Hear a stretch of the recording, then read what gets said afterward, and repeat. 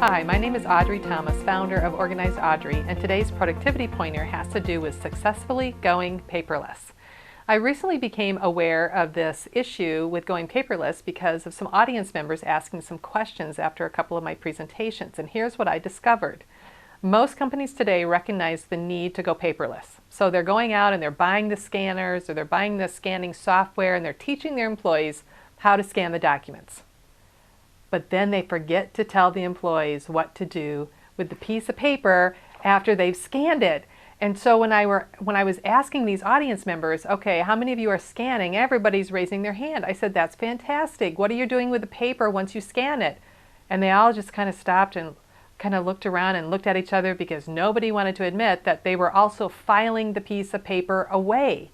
And so I want to just touch real briefly on some of the steps you need to take in going paperless, as well as encourage those of you who work in corporations to be talking to your management about creating an actual policy that gives people permission to release the piece of paper once it's been scanned.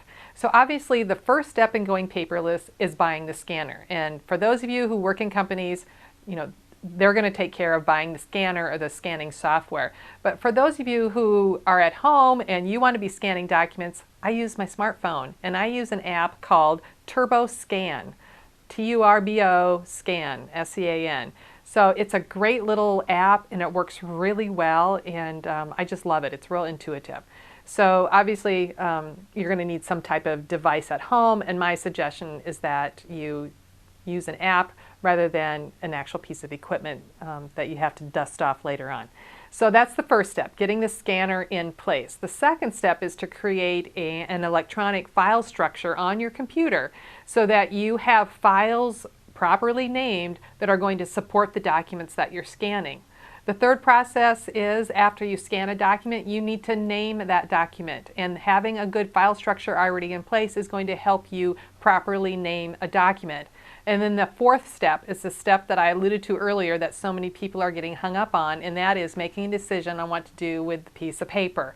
So you're either going to do one of three things with it. You're going to recycle it, you're going to shred it, or you're going to put it in an old-fashioned filing cabinet. And my only cause there, my only hesitation there is make sure that if you're putting it into a filing cabinet that you really need to save it in addition to scanning it.